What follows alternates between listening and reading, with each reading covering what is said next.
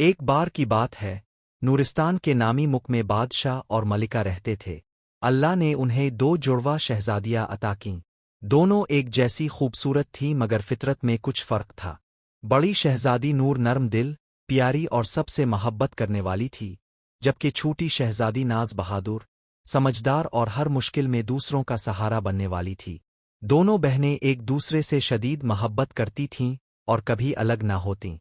ایک دن وہ محل کے باغ میں کھیل رہی تھیں کہ اچانک ایک ننھی زخمی چڑیا زمین پر گری۔ شہزادی نور فوراً اس کے پاس دوڑی اور اسے نرمی سے اٹھایا۔ شہزادی ناز پانی لے آئی اور دونوں نے مل کر چڑیا کا خیال رکھا۔ کچھ دیر بعد وہ چڑیا بولنے لگی اور کہا کہ وہ ایک عام چڑیا نہیں بلکہ جادوئی جنگل کی محافظ ہے۔ کسی سیاہ جادوگر نے پورے جنگل پر جادو کر دیا ہے اور اسے ان دونوں کی مدد کی ضرورت ہے۔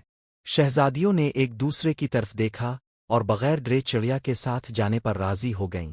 جنگل میں ہر طرف اندھیرا، دھند، سوکھے درخت اور خوف کی فضا تھی۔ جنگل کے اندر ایک بڑا کالا محل تھا، سیاہ جادوگر کا گھر۔ شہزادی ناز آگے بڑھی، جبکہ شہزادی نور نے اللہ سے مدد کی دعا کی۔ جب وہ محل کے دروازے پر پہنچیں تو ایک بڑا سا سانپ راستہ روکے کھڑا تھا۔ شہزادی نور نے نرمی سے کہا کہ وہ لڑنے نہیں آئے بلکہ مدد کرنے آئی ہے۔ نور کی نرمی اور سچائی سے جادو ٹوٹ گیا اور سانپ روشنی میں بدل کر غائب ہو گیا۔ دونوں بہنیں آگے بڑھیں اور جادوگر کے سامنے پہنچیں۔ جادوگر غصے سے بولا کہ اسے کوئی نہیں روک سکتا۔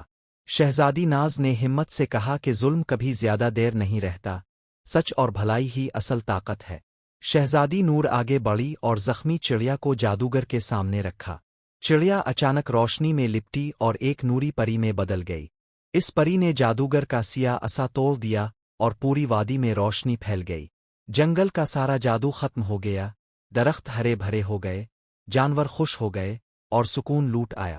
پری نے جڑواں شہزادیوں سے کہا کہ انہوں نے بہادری، محبت اور نرمی سے جنگل کو بچایا ہے اور نورستان ان پر ہمیشہ فخر کرے گا۔